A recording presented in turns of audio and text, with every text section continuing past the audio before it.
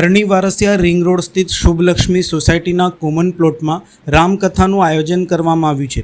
કથાનો પ્રારંભ 19/7/2025ના શનિવારથી થયો છે અને કથા વિરામ 27/7/2025 રવિવારને થશે। કથા શ્રવણ સમય બપોરના 3 થી સાંજના 6 દરમિયાનનો છે। રામમાનસ કથાના વક્તા મુકેશભાઈ મહારાજ છે। તેમના મુખેથી ભક્તો શ્રદ્ધાળુઓ કથા સાંભળી રહ્યા છે, તેનું રસપાન લઈ રહ્યા છે। દિવસે ને દિવસે શ્રદ્ધાળુઓ મોટી સંખ્યામાં ઉપસ્થિત રહી રામકથા સાંભળી રહ્યા છે। શુભલક્ષ્મી સોસાયટી તથા આસપાસની અન્ય સોસાયટીના શ્રદ્ધાળુઓ પણ રામકથાનો લાભ લેવા આવે છે। રામકથામાં આજરોજ રામ જન્મોત્સવની ઉજવણી કરવામાં આવી હતી। રામ જન્મોત્સવને લઈને સમગ્ર વાતાવરણ રામમય બની ગયું હતું। આ સંદર્ભે વધુ માહિતી અગ્રણી દ્વારા આપવામાં આવી હતી। જે શુભલક્ષ્મી સોસાયટીના આંગણામાં જે સિદ્ધેશ્વર મહાદેવનું મંદિર છે તેના આંગણામાં જે શ્રી રામ માનસ કથા થઈ રહી છે, જે એમના વક્તા છે મુકેશભાઈ, તે એમના મુખેથી જે અમે કથા સાંભળી રહ્યા છે એનું રસપાન લઈ રહ્યા છે।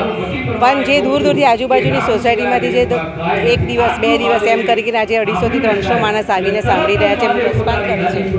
એટલે એ વક્તાના મુખેથી જે સાંભળીએ છીએ એનું રસ લઈ અને ઘરે જઈએ છીએ તેમ આનંદ થાય છે કે આપણી ઘરે બી આવું રસપાન કરવા માટે ગુરુને આગમન કરીએ। આવી રીતે રસપાન અમારા શુભલક્ષ્મી સોસાયટીમાં આવા દરેક પ્રોગ્રામ થાય છે અને એવી રીતે કથા અમારા સિદ્ધેશ્વર મહાદેવની કૃપાથી જે અહીંયા આંગણમાં જે રામકથા થઈ રહી છે એ બદલ અમે ખૂબ ખુશ છે। બધા દરેક બહેનો ભાઈઓ બધાને સહ મળીને બધા ભેગા થઈને આ પ્રોગ્રામમાં અમે ભાગ લઈ રહ્યા છીએ।